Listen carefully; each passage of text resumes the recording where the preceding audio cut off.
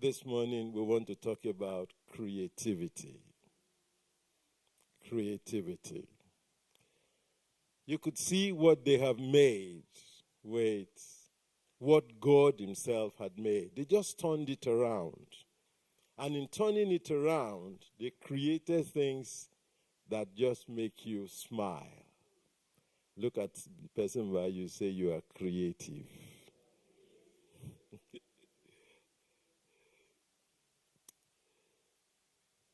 Because you are made in his image and in his likeness. And God had always been creative. When we look at Genesis chapter 1, he created and created and created. What do we read? Verse 26. God said, let us make man in our image according to our likeness. Made in his image and in his likeness. So when you see God, like Romans tells us, we see what he has done. And that by what he has done, we understand to some extent the vision, the magnitude, the diversity of who God is. And so you should equally be that creative. In Revelation chapter 4, verse 11, this is what we read. You are worthy, O Lord, to receive glory and honor and power. For you have created how many things? Since he created all things, listen, you and I are meant to continue creating. And what we saw in that 1-minute video was just people taking flowers and creating pictures. Then they added a song to it, and that's creativity. You saw that bird, that all the bird did was spread out, and then they just put good morning on the feathers of the bird. God created the bird, but listen, men now created the beauty for you to say, I can say good morning through the spreading wings of a bird. Creativity. Creativity. Colossians 1:16. For by him all things were created that are in heaven and that are in earth, visible and invisible. All things were created by him, whether they are thrones or dominions, or principalities or powers. All things were created by him, through him, and for him. So whatever you do, you should create so that God will be seen through you, God will be exalted through you, and men will look at you and say, indeed, you represent God. In his image and in his likeness. Philippians 2:13. I'm going through a number of scriptures so that I want to establish the fact that God is not just creative, he created so you can create. What do we read here? For it is God who works in you, both to will and to do of his what? Good. So God wants you to create things that people will look at and smile. People will look at and laugh. People will look at and rejoice.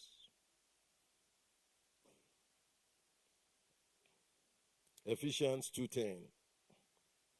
For we are his workmanship, created in Christ Jesus for good works. God had worked in me, worked in you, and he sees that you should do good works. He knows you are meant to create, not just meant to eat and sleep, but meant to create. Bring forth that which nobody had seen. Bring forth that which people will see and say, wow, God is good. Bring forth, but he had planted inside you ability. But you can choose not to do, not to create. Which God had prepared beforehand. God had already prepared things beforehand that you would do. Listen, look at somebody, say, nobody can replace you. Say to yourself, I'm irreplaceable. Having said that, the question is, what if you don't do the things God had already designed that you should do? Then it becomes a question.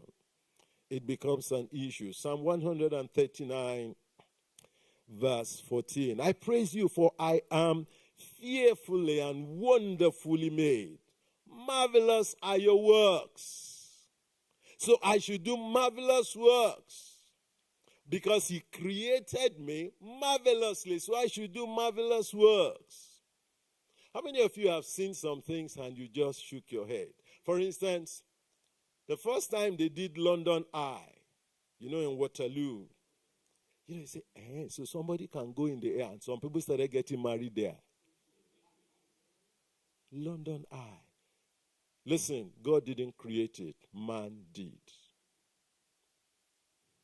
When you came to this country and you took the tube, originally you didn't know that Northern Line, Bakerloo Line, East London Line, you were going underneath water before you come up above water. Man did, without prayer. I don't want you to think everything is prayer. No. You can pray and pray and pray and not work. You'll be poorer than the church rat. True. Just pray. Whatever he lays his hands to do, he shall prosper. So you must work. But you must pray to get revelation and then work it out. That's why some people in church, I believe that we only pray, we only fast, we only pray, we only fast. You will fast until you just end up in heaven, without anything over there to show forth. Because Jesus worked, and yet he fasted. And some people have now tilted it. Only prayer. My friend, if you pray, did God not speak to you? Did God not show you what to do? Did he not impress upon you? That's why we come to learning methods. How do we learn? How do we learn? Number one, by observation and copy. How many of you still remember photocopy? That's copy. Somebody had done it. You just put it there, copy. And now with our phones, we copy. You see something, you click, and then you send it. That's observation and copy. But you can go a step further. Observation and modify. You see it, it's good. You take it and then modify it so that you bring something new out of it. How many of you remember that Volvo was the same model for many years? The same Volkswagen Beetle. The same thing. When the Japanese started changing their models like that, Volkswagen said, if we don't change, we'll soon become dinosaurs. That's why the Beetle began to change. The Beetle did not change for about 40 years. It was the same design. The Japanese came and said, stay there. Look at the person by you, say, don't stay there. So you see, you are not the originator, but your original is in modifying what you have seen to bring something different. So number one, observe and copy. Number two, observe and modify. You will discover in fashion that a fashion designer will look at something and say, good. And say, if I tweak it this way and tweak it this way, it will become something new. That is observing and modifying. Number three, how do we learn? We think and experiment. And that's what science does. For those of us who are a little bit old, we know that when we get into any kind of sickness, mommy knows what plant to take. Lemongrass. You still remember? She just goes to take lemongrass. Mommy did not study chemistry, did not study pharmacology, but she knows that lemongrass will remove all the grass inside you. Now, what has science done? Moringa is everywhere in Nigeria, on the streets, everywhere. And they found that Why are the people back home, especially those who are in the villages, they don't lose their teeth at 120? They are still working. What is happening? They don't have cancer like the people in the West. They went to check out what they eat. They took it, then they started dissecting it, and they said, this is the good, this is the anti-cancer in these things. That's why God told us in Genesis chapter 1, I have given you everything that is green to eat. Science now takes it to the lab. Now let's see this leaf. Let's see this purple leaf. Let's see this papaya leaf. Let's see what's in it. Because God gave us. So that is thinking and experimenting. And that's all science does. Because science does not create any originality. For instance, they say there is famine. Rain is not falling. Why? If rain is not falling, how can we get rain to fall? Okay, we know that it's water that goes up and then it condenses. Can't we get water up? Well, we don't even have enough water, but water is made up of hydrogen and oxygen. So why don't we get enough hydrogen and oxygen and then condense it? It will become rain. And science now is producing water for places that are drought without getting water from the streams because the streams are already dry. That is thinking and experimenting. Ways of learning. So in creativity, you either observe and copy, that's cheap and simple. Or you observe and modify, that makes you higher than the copycat. Or you think and experiment, which takes time. That's why every new drug takes about 7 years before it will be approved for human consumption. They will try it it on mice, eventually on chimpanzee and things like that, and they will look at the safe rate. When they know it's very, very high and it is good, they now the pharmaceuticals now send it out, and they say, the doctor will say, what's wrong with you? You say you don't know. They bring up, okay, write prescription. Pharmaceuticals. That's thinking and experimenting. But there is another way, revelation. Everybody say revelation. Revelation is what God tells you directly. In 1 Corinthians chapter 2, verse 9, we read, eyes have not seen, ears have not heard, neither had it entered into the heart of man. The things God has already prepared, but he said he had revealed them to us by the Spirit. And so this is where fasting comes in. This is where prayer comes in. This is where depending on God comes in. By the Spirit of God. You don't see it, you don't know it, you can't get it in any college.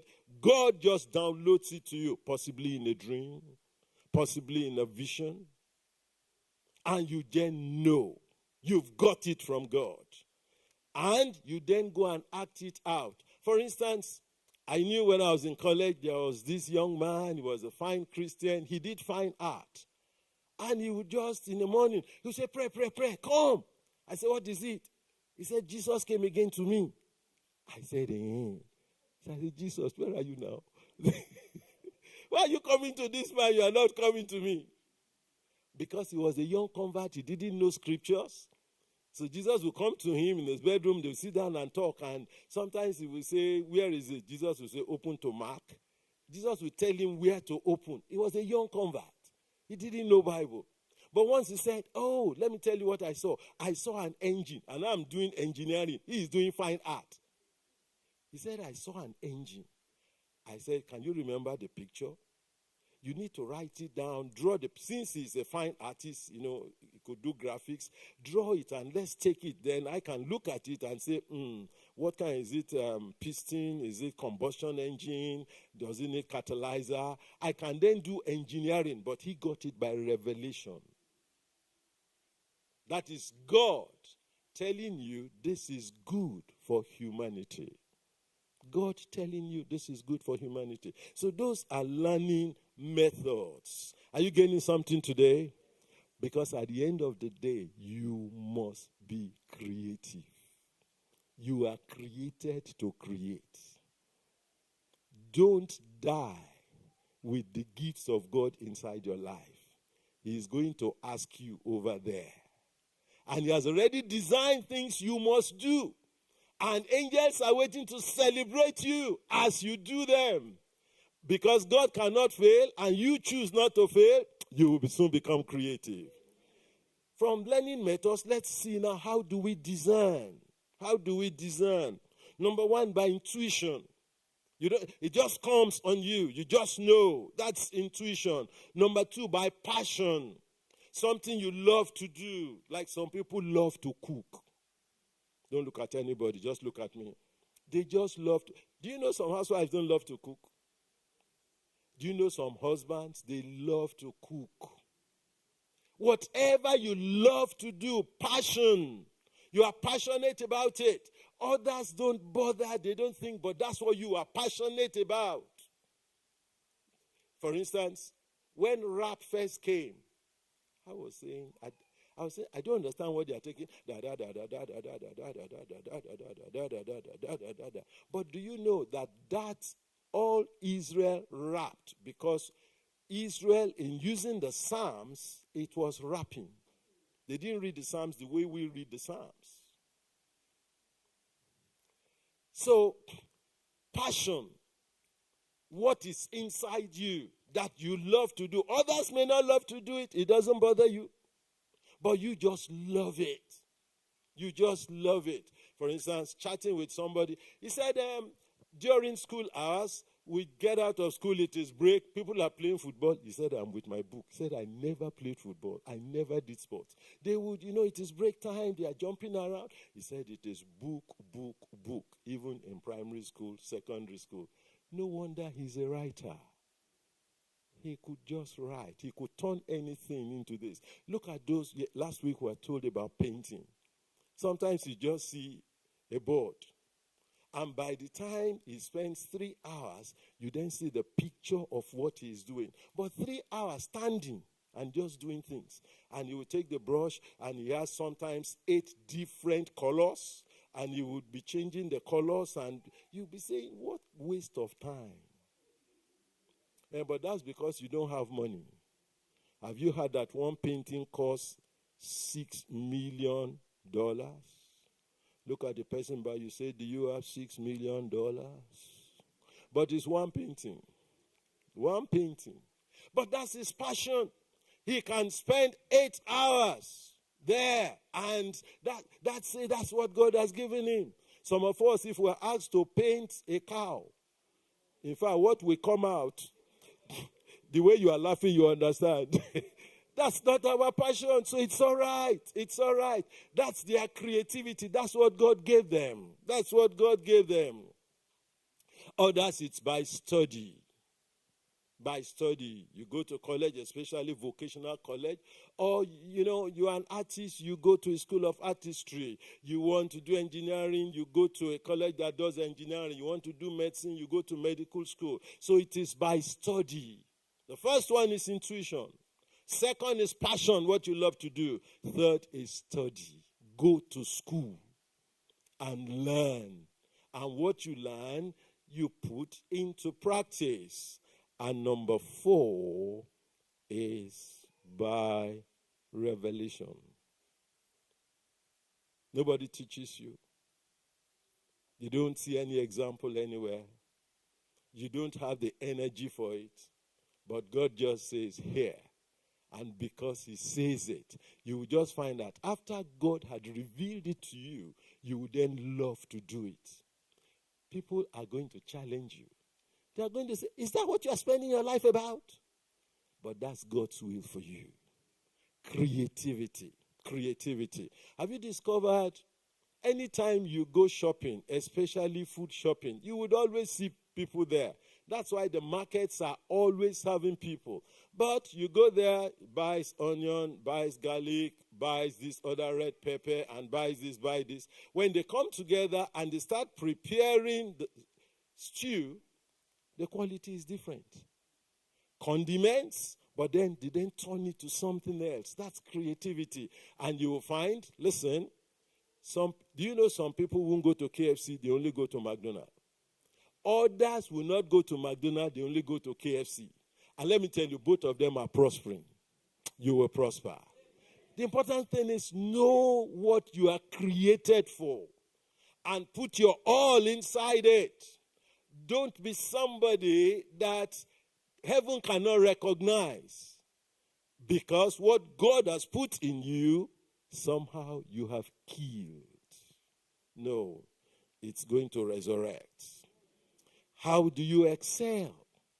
Now we know that you are created to create. Say after me, I am created to create. I am like my Father in heaven, and so I will create. He has put ability in me, and it will manifest. But how do you excel? Because it's not everybody that is creative that excels.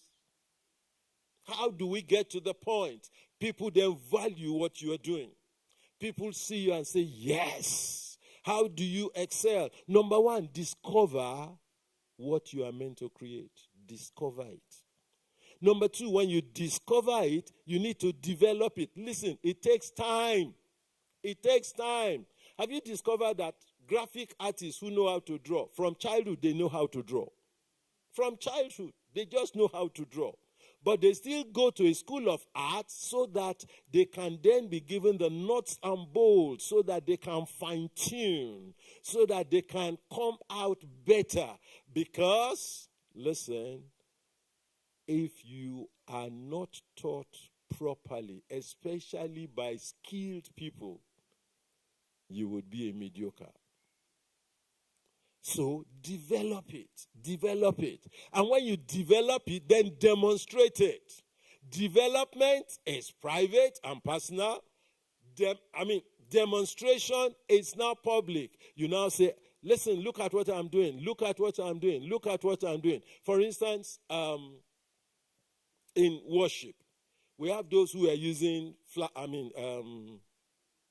flags. You remember? Israel had been using flags for long. Then it died. But now, people do, and I have seen some people in this church, I don't know whether they've backsliding. When they use their flags, let me be frank with you. If I hold the flag, you would think I came from Mars. But when they hold the flag and they are doing it, you know they are flowing. You know they are flowing. So you must demonstrate. And after you have demonstrated privately to a few people and they begin to say, yes, you are doing well, whatever it is, then you deploy. You make the world to become a beneficiary of what God had planted in you. Don't hide it. Look at somebody, say, don't hide it. Tell another person, don't hide it. You are created to create. Now, this brings us to this. I don't know what to do. I know that I can photocopy. But most of us, even you would have discovered your car breaks down. You see, you call A or RAC or any of these people, they come, do. You saw them doing it. And if they ask you to do it, you couldn't copy. You just couldn't copy, even though you saw them. For instance, let me give you a simple example. How many of you have seen chefs? They take an onion, and when they are cutting the onion, how many of you have seen that? Good. But you go and try it. In fact, you might cut your finger. But they went to school, they were taught, and they just did it. And then no matter how you observe, if you don't practice, tell somebody practice. You must practice. So when you discover what is inside you, God planted, then you need to develop, demonstrate, and deploy. But somebody says, God, Pastor, I'm already 70 whatever, or 60 whatever. I don't know anything I have. I don't know what I have. I don't know what you've planted inside me. And time is going. And, I was chatting with my wife today. She just said, you are forcing people. Said, don't force people. There are people who are given to intercession. That is their calling. You don't beg those people to pray. They will take time off and stay 2 hours in the presence of God. He said, the one you are forcing, after 5 minutes, when will pastor stop us? When will pastor stop us? Then they will look up. He said, but those who are called, God called to intercession, don't get bothered.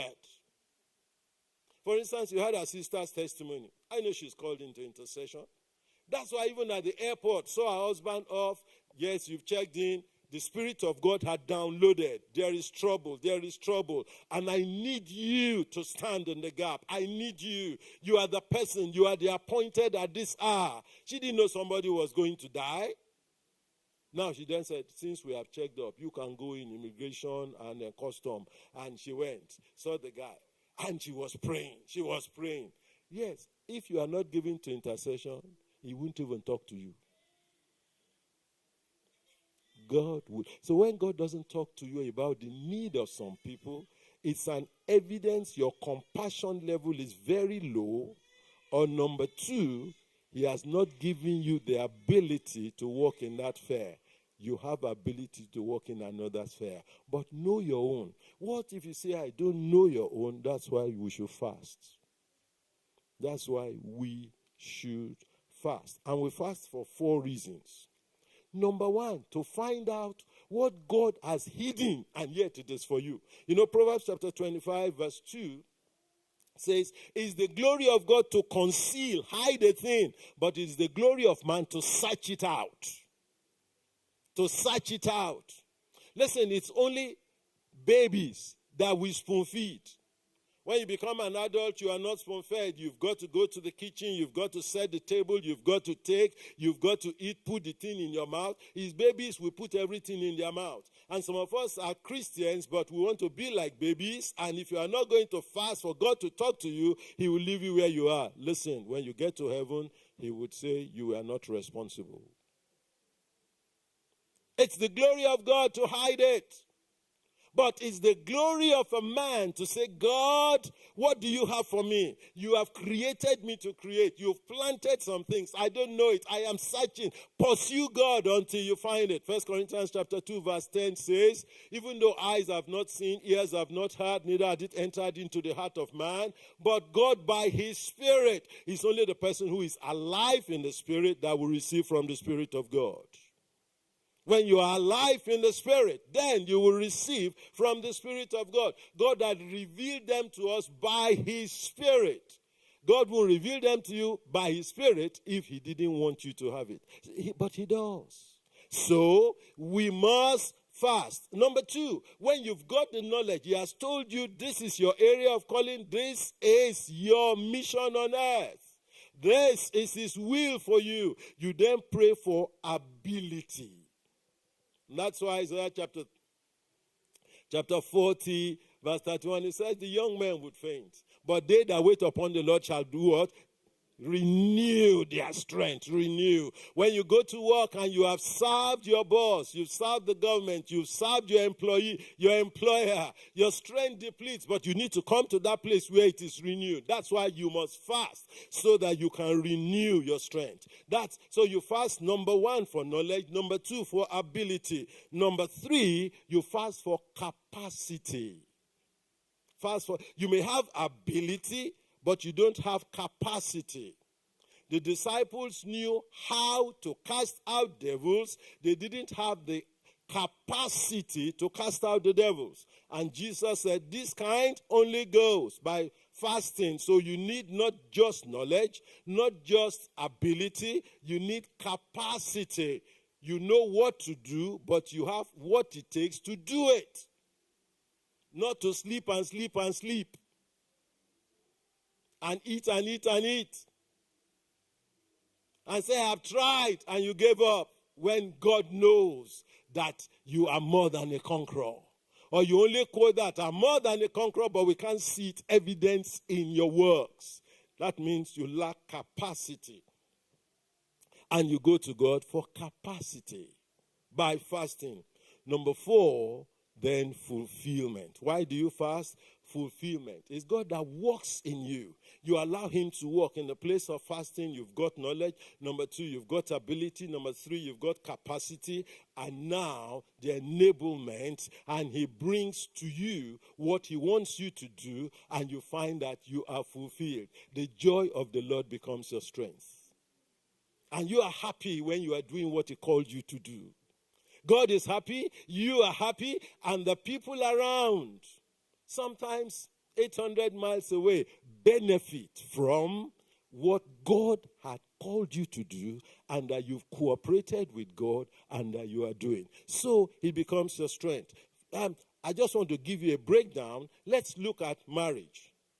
Let's look at marriage. The services in marriage.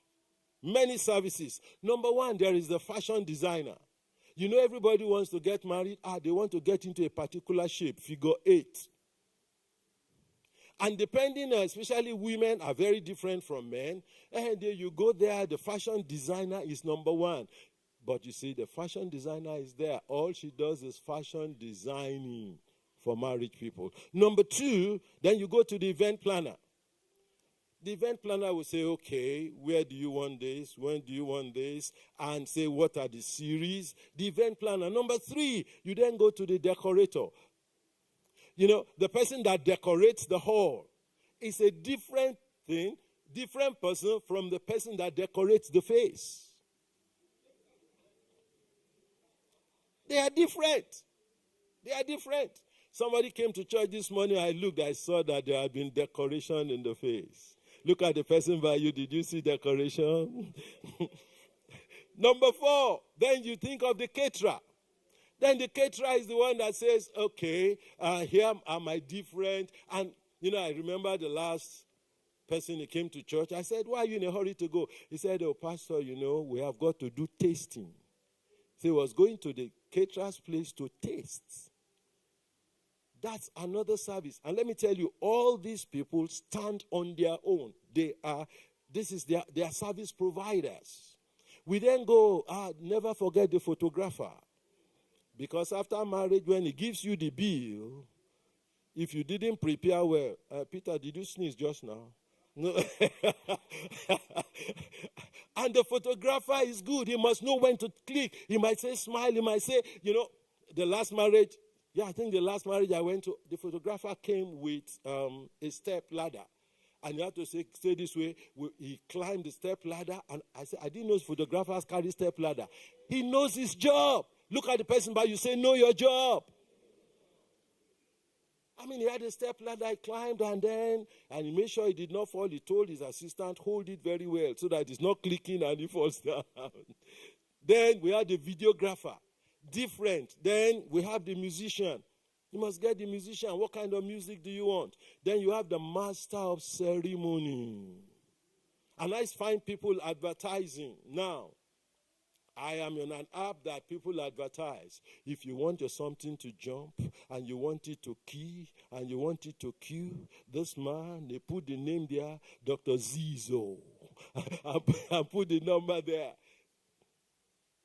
And then you have the cosmetologist. But don't forget you have the preacher.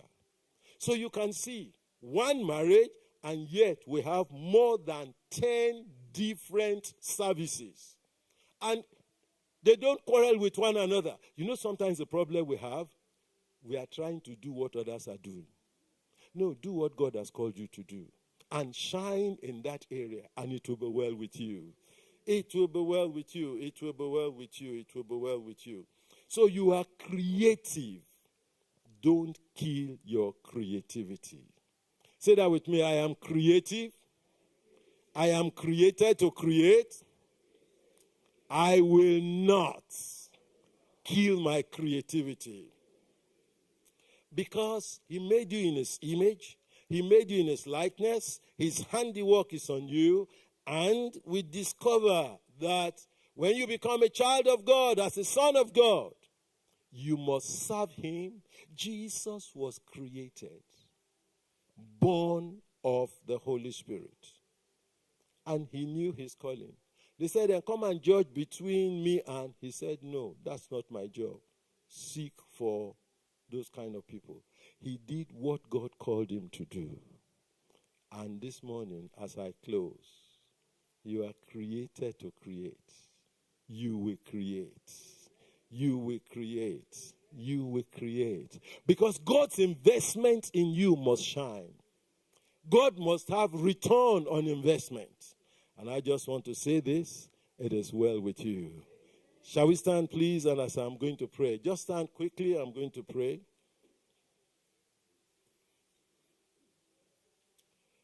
I bless you with a blessing that reverses any ability God has put in you that has been subdued. I decree the release and activation of God's creative ability in you. I reverse the mentality that you cannot create. It will be known of God and known of men that you can create. God restores the loss that you should have had because of your ignorance and your unwillingness to cooperate with him. But he had said he will restore the years the cankerworm had eaten. And so from now, you would only excel. Get energizes you to shine.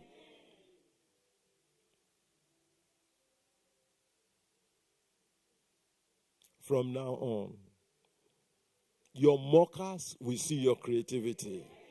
Your mockers will see your creativity. Your mockers will see your creativity. And from now on, you will doubt your own doubts. You will doubt your own doubts. The rain of creativity will fill you. And you begin to create. It may start very little, but don't be bothered. It will blossom. And God will be exalted in you. Give him praise, give him praise, give him praise, give him praise, give him praise, give him praise, give him praise.